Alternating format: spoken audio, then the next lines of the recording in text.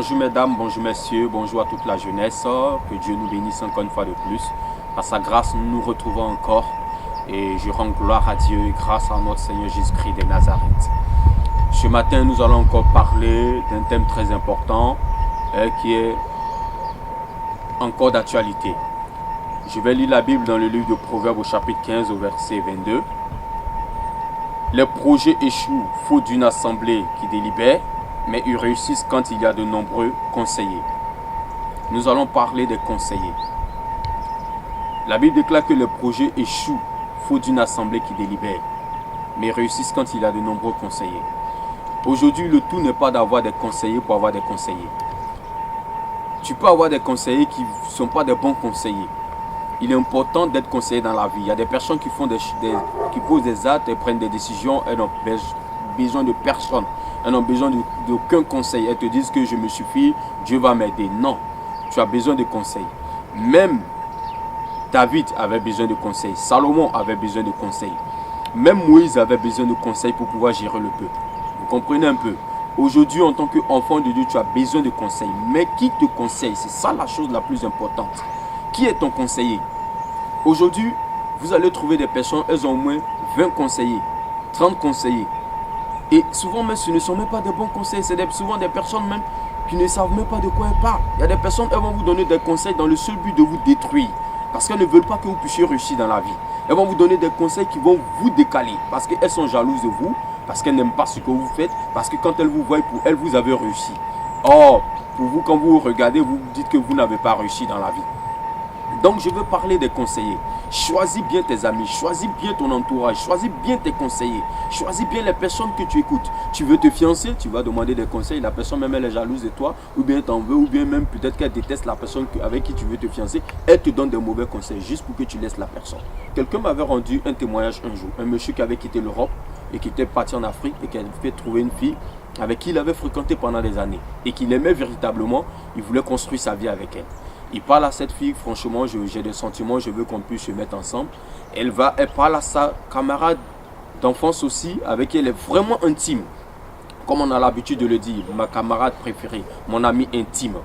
Elle lui parle, cette dernière lui dit, mais tu vas faire quoi avec ce dernier là? Il n'est même pas beau. Ah, il va t'envoyer en Europe. Oh, laisse-le, lui là, il va te servir à quoi? Et la dame, elle a dit non à ce dernier. Donc le monsieur est resté dans son coin. Tout le temps de son séjour, pendant ce temps, cette dernière qui a donné des mauvais conseils à son ami, elle profitait pour draguer ce dernier. Et pour finir, les deux sont sortis ensemble, ils se sont mariés. Celle qui a refusé est tombée dans la dépression. Jusqu'à aujourd'hui, cette dernière, elle a perdu la raison.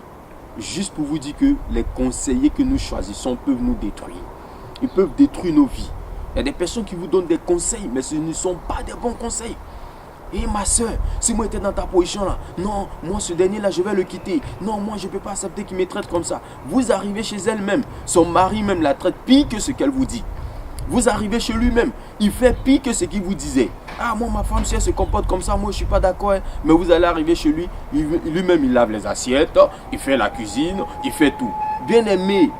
Ce qui est important pour toi, si tu penses que laver les assiettes, faire ça, être aux besoins de ta femme ou bien être aux besoins de ton mari, ça permet d'avoir la joie, c'est le plus important.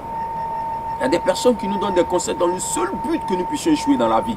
Et après, ce sont ces derniers-là qui vont se mettre à côté et commencer à ricaner, commencer à se moquer de nous, commencer à dire des choses, partir même calomnier dans votre dos. Qui est ton conseiller? Tu as choisi qui comme conseiller dans ta vie? Tu as pris qui comme conseiller? Ton frère, ton ami? Tu as pris qui? Est-ce que cette personne a la crainte de Dieu? Est-ce que cette personne te donne des conseils dans le but de pouvoir évoluer? Vous voulez monter une entreprise, la personne même va vous donner des conseils, va vous décourager pour dire ah, ça c'est pas possible, ça ne peut jamais réussir. Non, je connais un tel qui avait monté une entreprise dans ce sens, ça n'a pas marché. Bien aimé, qui est ton conseiller? Il est important d'avoir des hommes qui nous conseillent dans la vie. Il est important que nous puissions écouter aussi la voix de Dieu, mais il est important aussi que nous puissions avoir des personnes qui nous donnent des conseils, des bonnes personnes. Des personnes qui savent de quoi elles parlent, des personnes qui aiment l'homme, des personnes qui donnent des conseils bien pour faire du bien à l'âme, au corps et à l'esprit. C'est très important dans la vie. Je crois que tu as quelqu'un qui te conseille. Je crois que tu as quelqu'un qui te donne des conseils pour ton travail, qui te donne des conseils en entreprise, qui te donne des conseils dans tes études. Il faut prendre tes études au sérieux. En tant que chrétien, c'est très important. Tu as quelqu'un qui te donne des conseils aussi pour ton foyer. Tu as quelqu'un qui te donne des conseils. Il y a des gens qui passent le temps à dépenser.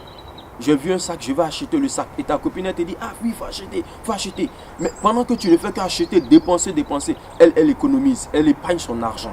Demain, tu vois qu'elle a réalisé des grands projets. Toi, tu n'as rien fait de ta vie. Et la mère va dire, mais toi-même, tu passais ton temps à acheter les sacs seulement. Toi, tu passais ton temps à faire le malin seulement, à t'acheter des chaussures, à aller en boîte de nuit. Eh bien oui, bien-aimé, changeons. Prends conscience, mon frère. Prends conscience, ma soeur. Prends conscience, mon ami. Même si tu ne connais pas Dieu, cherche des bonnes personnes qui vont te donner des conseils. Et si tu es chrétien et que tu avais l'habitude de donner des mauvais conseils à tes amis, s'il te plaît, arrête. Ce n'est pas bien. Parce que Dieu t'attend un jour. Et au dernier jugement, tu auras des comptes à rendre à Dieu. Donne des bons conseils. Ne cherche pas, n'aspire pas à voir les gens échouer dans la vie. N'aspire pas à voir les gens être malheureux dans la vie. C'est pas bien. C'est pas ce plan-là que Dieu a choisi pour les hommes. Je crois que quelqu'un a compris quelque chose. Si tu n'as pas de conseillers, prie, Dieu amènera quelqu'un de bien sur ton chemin, qui va te donner des bons conseils. Ne détruisons pas la vie des gens. Ne détruisons pas la vie des gens en donnant des mauvais conseils. Ne détruisons pas la vie des gens parce qu'on n'aime pas ces personnes-là. Ne détruisons pas la vie des gens parce que pour nous, on pense que c'est bien. Alors je vais lui dire ça et puis il ne va pas prospérer dans sa vie. C'est pas bien, tu sais être méchant. Tu es méchant. Tu as l'habitude de donner des mauvais conseils, tu es méchant. Oui, tu es méchant. Souvent même la personne est dans des moments difficiles. Elle va venir te voir juste pour que tu puisses la consoler. Dis quelque chose de bien. C'est maintenant tu vas empirer même encore sa situation. Ah mais toi-même là il ne fallait pas faire ça. Hein, tu as trop péché. Tu n'as pas dû faire ça. Voici les conséquences. Tu es en train de détruire encore la personne. Même si elle a péché, elle a commis le crime le plus grand de la terre. Les péchés sont au même pied d'égalité. Peut-être aujourd'hui l'église quand on parle de péché on voit l'impudicité. Mais ton mensonge aussi est un péché. Le fait de donner de mauvais conseils aussi, c'est un péché. Le fait de décourager même la personne, parce qu'elle peut partir se suicider après. Elle peut être découragée, elle peut abandonner la main de Dieu. Elle peut dire que c'est plus la peine, la vie n'a plus de sens pour elle. Tu peux donner des conseils, tu peux relever quelqu'un. Le plus important, c'est d'abord de relever la personne. Après, on verra le reste. Quelqu'un a compris quelque chose en ce jour. Je crois que Dieu parle à nos cœurs. Je crois que Dieu parle à nos vies. Que le nom du Seigneur Jésus-Christ soit béni. Merci à tous et merci à toutes.